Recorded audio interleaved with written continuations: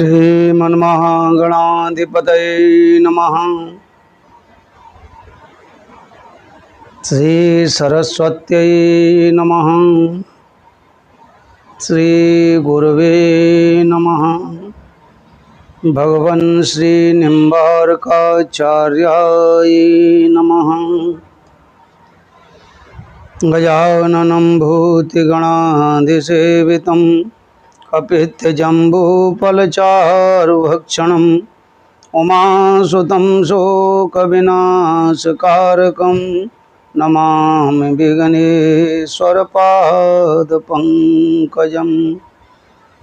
नमः संभवाय च मयो भवाय च नमः शंकराय च मयस्कराय च नमः शिवाय च शिवतराय च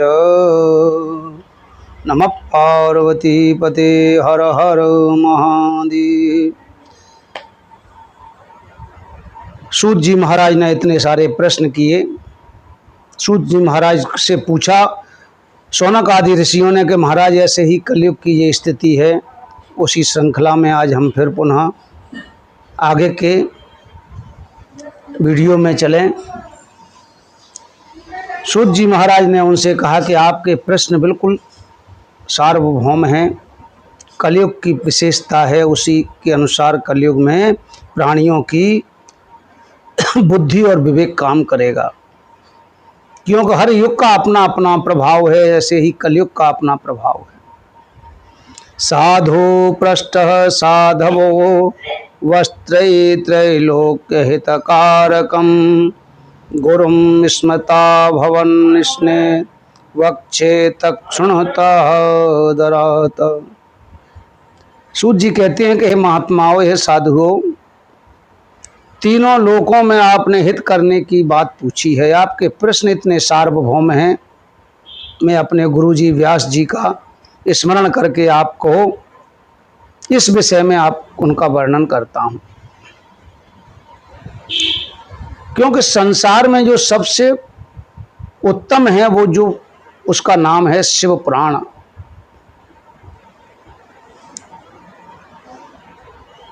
और कलयुग में जो कलमश राशि का यही विनाशक है। कलयुग के कष्टों को दूर करने के लिए ये सब विनाशक का काम करता है। और इसमें भगवान शिव के उत्तम यश का वर्णन किया गया है शिव पुराण में। धर्म, अर्थ, काम और मोक्ष को देने वाला है। और चारों पुरुषार्थों के बाद यह पुराण जो है भगवान शिव को प्रसन्न करने वाला है। सूत जी कहते हैं कि कितना भी घोर पाप, ब्रह्म हत्या जैसे आप किसी से पाप हो गए हों, उन सब पापों को क्षय करने वाला है। क्योंकि शिव पुराण के अंदर ही इतनी सामर्थ्य है कि आदमी कितना पाप करेगा उसके पाप करने की सामर्थ्य शांत हो जाएगी। पर भगवान के यश कीर्ति का जो पुराण है श्री शिव महापुराण, उसमें इतनी सामर्थ्य है कि पापी उतने पाप नहीं कर सकता।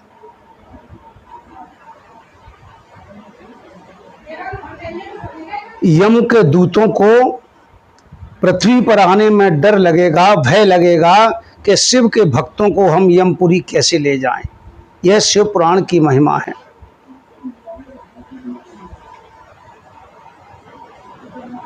तीर्थों में अगर कोई शिव पुराण का वाचन करता है तो वह मुक्त हो जाएगा। पृथ्वी पर भी अगर कोई भी शिव पुराण का वाचन करेगा तो उसके सुनने मात्र से सब लोगों का पाप क्षय हो जाएगा। और दान की भी बताया कि इतना कोई बड़ा दान नहीं है कि जो अपने पापों को नष्ट कर सके, भस्म कर सके। और श्री शिव महापुराण की यह विशेषता है कि दान भी उसके सामने फीके पड़ जाएंगे। सूत जी कहते हैं कि शिव पुराण का एक श्लोक या आधा श्लोक जो भी पढ़ता है उसी समय उसके पाप क्षय हो जाते हैं। अगर कोई भी व्यक्ति प्रतिदिन भक्ति पूर्वक शिव पुराण की यथाशक्ति पाठ करता है, वह जीवन से मुक्त हो जाता है और मृत्यु और जन्म के चक्र से छूट जाता है। और अगर कोई भी भक्ति पूर्वक पाठ तो करता ही करता है, अगर पूजा भी करता है शिव पुराण की, तो उसे अश्वमेध यज्ञ का फल प्राप्त होता है। जो कोई व्यक्ति साधारणतः पदवी प्राप्ति की इच्छा से अगर शिव पुराण को सुनता है, वह सब अपने उस पद को प्राप्त करता है और सब पापों से छूट जाता है। और विशेष बात है, एतत् शिव पुराण हे चतुर्दश्यामुपोषितः शिव भक्त सभायाम यो व्याकरोति सवोत्तमः। जो चतुर्दशी के दिन उपवास करके शिव पुराण का शिव भक्तों के समाज में पढ़ता है, व्रत करके, वह श्रेष्ठ पुरुष माना गया है। और शिव पुराण श्री शिव महापुराण की यह विशेषता है कि उसकी प्रत्येक अक्षर की संख्या के अनुरूप गायत्री के पुरुष चरण का उसे फल मिलता है। इतनी शिव पुराण की महिमा सूत जी बता रहे हैं ऋषियों को। ताम रुद्र संहिताम यस्तु संपठेद वट बिल्वयोः प्रदक्षिणाम प्राकुर्वाणो ब्रह्म हत्या निवर्तते। अगर जो कोई व्यक्ति बरगद के नीचे या बिल्व वृक्ष के नीचे प्रदक्षिणा करते हुए रुद्र संहिता का पाठ करता है, वह ब्रह्म हत्या के दोष से भी छुटकारा पा लेता है। और कैलाश संहिता का संपूर्ण महात्म से शंकर जी को जो कोई जानता है, उसका आधा तो व्यास जी जानते हैं। और सूत जी कहते हैं कि उनसे आधा, अपने गुरु से आधा मैं जानता हूँ। न नास्यति यत् पापम सा रौद्री संहिता दुजाः तन्न पश्यामि हम लोके मार्गमाणोऽपि सर्वदा। संसार में ऐसा कोई भी पाप नहीं है कि जो रुद्र संहिता के सुनने से नष्ट न हो जाए। ऐसा कोई भी पापी नहीं है। रुद्र संहिता का अगर कोई श्रवण करता है तो उसके तुरंत पाप नष्ट हो जाते हैं। शिवालये बिल्ववने सहिताम ताम पठेत तो यह सयत फलमवाप्नोति तद्वाचोपि न गोचरे। अगर कोई व्यक्ति शिवालय के अथवा बेल पत्र के वन में इन सब संहिताओं का पाठ करता है, उसे ऐसा संसार का कोई भी भोग नहीं है जिसको वो प्राप्त नहीं कर सकता, और स्वयं शिव के परम पद को वह प्राप्त हो जाता है। पाठ करने के बाद अगर वो ब्राह्मण भोजन कराता है तो उसके पितर भी शंभु के लोक को प्राप्त होते हैं, क्योंकि ये शिव पुराण जो है वेद के तुल्य ही माना गया है। तदितम सेवमाख्यातम पुराणम वेद सम्मितम। और इसका, इस वेद वृक्ष का, पुराण का सबसे पहले भगवान शिव ने ही प्रेरणन किया है, इसको सुनाया है। वैसे इसमें खास करके 12 संहिताएं हैं। विद्येश्वर संहिता,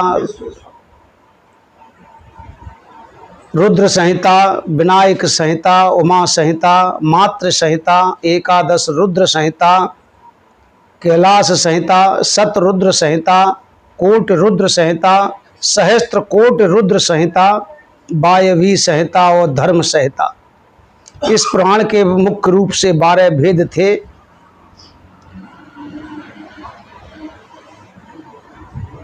और जो विश्वेश्वर संहिता है इसमें 10,000 श्लोक हैं।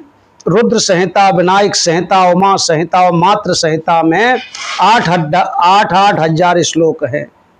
एकादश रुद्र संहिता में 13,000, कैलाश संहिता में 6,000 और शतरुद्र संहिता में 3,000, कोट रुद्र संहिता में 9,000 और शतकोट रुद्र संहिता में 11,000, वायवी संहिता में 4,000 और धर्म संहिता में 12,000 श्लोक है। इस प्रकार इन सब 12 संहिताओं के श्लोकों की संख्या 1 लाख, प्राचीन समय में 1 लाख थी, परंतु व्यास जी ने इन सब संहिताओं का मूल जो है 24,000 श्लोकों में संक्षिप्त कर दिया है।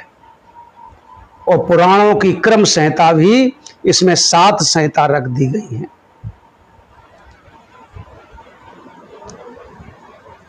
भगवान शिव ने श्लोक संख्या की दृष्टि से इसमें पहले समय में पूर्व काल में 100 करोड़ श्लोकों का पुराण ग्रंथ बनाया था। इसमें 100 करोड़ श्लोक थे।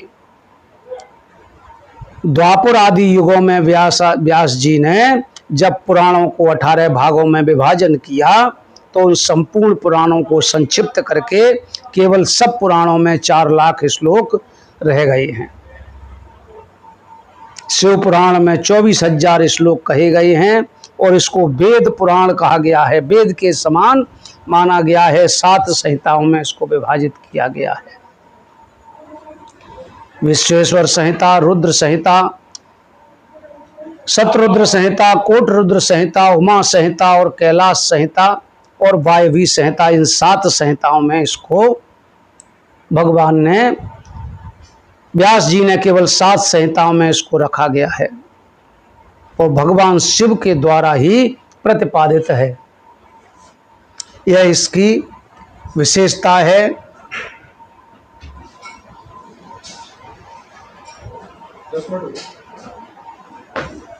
शिव पुराण की संहिता है। आगे की कथा में कल हम प्रवेश करेंगे। इसमें साधन, साध्य और आदि का विचार होगा। ये तो इसका मूल जो है, सूत जी से ऋषि मुनियों ने जो प्रश्न किए हैं उन प्रश्नों को उत्तर देने के साथ में पहले तो श्री शिव महापुराण के बारे में बताया है कि इसमें क्या है, कितनी संहिता हैं, कितने श्लोक पूर्व में थे और वर्तमान में हैं। इन सब के जो प्रश्नों के उत्तर हैं वो आगे हम कल फिर पुनः उपस्थित होंगे। तब तक के लिए सभी को राधे राधे। ओम नमः शिवाय।